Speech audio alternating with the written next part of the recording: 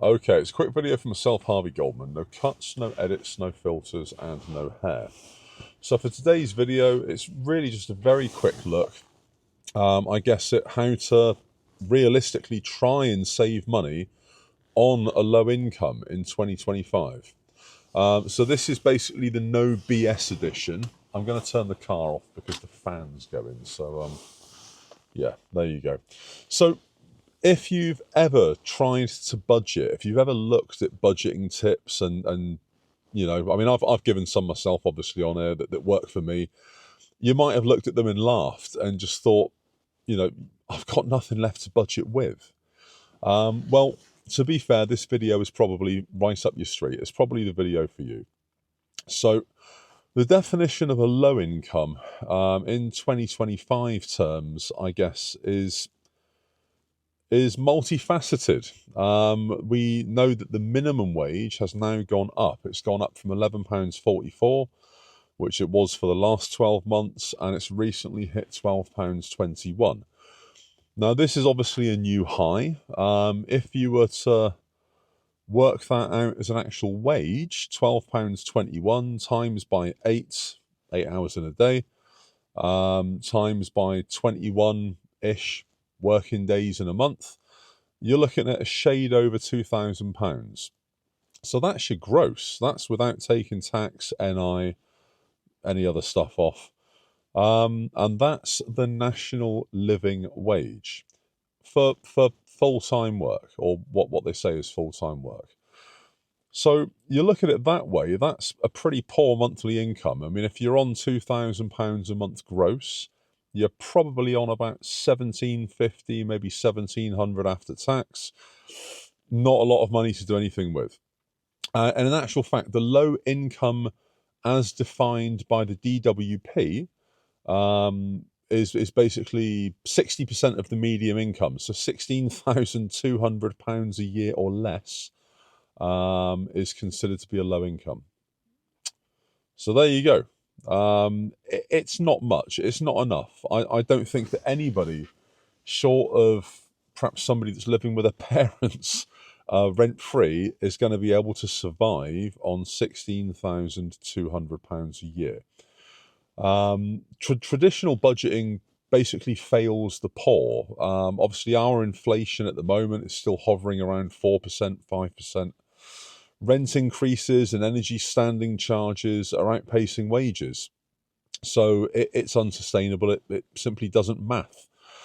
Budgeting apps often assume that people have got surplus income, but most people don't have any.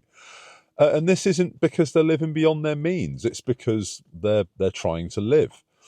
There are some tangible strategies that I've managed to adopt. Now, I did try loyalty cards at supermarkets. That was kind of hit and miss. It sort of depended on the supermarkets that I went to. It depended on the sort of foods that I bought, which isn't really a good strategy to save money. That's the long and short of it. Buying in bulk can help. If it's things like dry goods or things like frozen foods, even things like toilet paper when it's on special offer, things like that can help bring the overall cost over time of your shopping bill down. But again, it kind of relies on you having enough surplus income to be able to buy a month of something or 3 months of something when you may not necessarily need it all in one go. So it still relies on a little bit of surplus income. The biggest one, I think, for me was downshifting in terms of the brands that I used. So rather than using premium brand plum tomatoes, literally I now buy plum tomatoes that are like 33p a tin, something like that. They're like the cheapest of the cheap. And I stick a little bit of salt with them, a little bit of black pepper, a little bit of herbs, a splash of Worcester sauce, and they're palatable. You can kind of make food with them. So things like that can help. I think Martin Lewis, the Money Supermarket, I think it's Money Supermarket guy, he did a not a survey, but he did like a poll, I think it was, on this type of challenge, and the average saved was around £500 a year, which is great. If you add that type of saving to other savings that you can make, like downgrading your phone provider or your broadband, if you're not, you're overpaying for megabytes that you're not using and all the rest of it, all of these little things can add up. Now, they're never going to be enough to make you retire, but they are going to be enough to maybe get you through other price hikes that you can't avoid. Things like council tax, things like water bills, things like energy bills. So the savings that you can make in one area can offset the increases that you're facing in another. Probably it'll only work for a limited time, but it does work, and I can confirm that I've saved around £1,300-ish for this year by making changes. There are things like social tariffs, things like broadband, BT Home Essentials is like £15 a month. There are water bill caps, or there are meant to be, and there are, if you look for them, with certain providers, there are some more affordable energy plans. If you've got an electric car, you can get plans where you get a bit of a concession if you charge your car overnight, or you pay less for that electricity, for example. There are, most importantly, I think, mental strategies that help with budgeting. So the way that I look at it, and this isn't anything that I invented, it's stuff that I've basically researched, but you've got to imagine that every pound that you own has a purpose.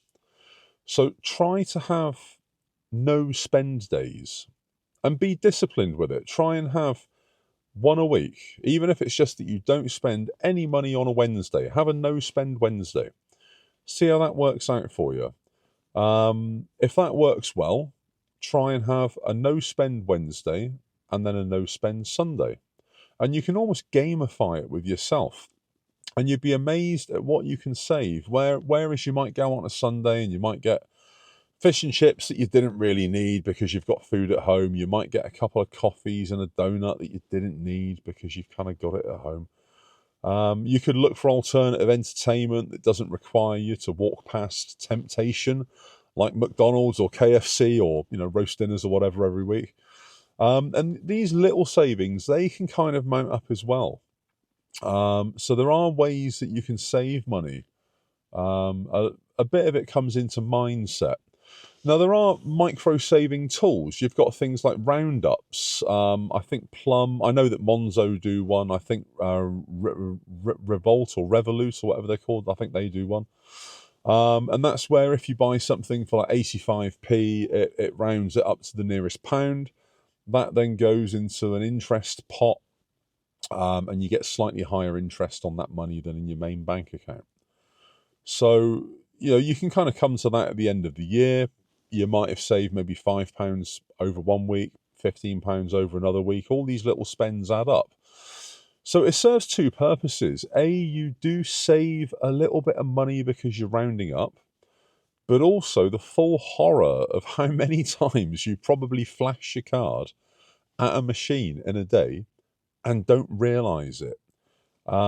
It kind of makes you encouraged to spend a bit less on your card. Because obviously every time you spend, it's rounding money up. It's taking more money off you. So you're encouraged to spend a little bit less. And when you do spend, it encourages you to save a little bit more. So those can be quite useful. If you're maybe struggling, if you're of the mindset where you just flash your card willy-nilly and worry about it at the end of the month, those kind of things can help. So I guess the takeaway is that saving money on a low income, it isn't easy. It's really not. And I've been there and I've tried and I've done it and I've failed multiple times. But every pound saved is potentially another pound of breathing space that you've just bought yourself. I'm really keen to find out what your hacks are. I'm really keen to find out if other people use apps like Roundup apps, or if they find that loyalty card schemes work for them. Now, I know for myself they didn't work. They really didn't. I was blown away by the first couple of weeks, and then I just discovered that I can save more money buying yellow label items than I ever could using loyalty cards. And so now I do that instead. But it's horses for courses. It's whatever's going to work for you. There is no magic bullet. There is no one-hit fix. But I am really keen to find out what opinion on this is. What are your budgeting tips? What are the ways that you save money in this day and age where the cost of living is going up and the kind of standard living wage, or the minimum living wage, isn't really cutting the mustard, let's face it. What can people do to cut back or to just get more out of the spends that they are making? Drop it in the comments, let me know. So YouTube's going to put another video there. I'm going to go and adjust my hood because it looks like I've got no bloody neck. And yeah, another video tomorrow. Goldman, peace out.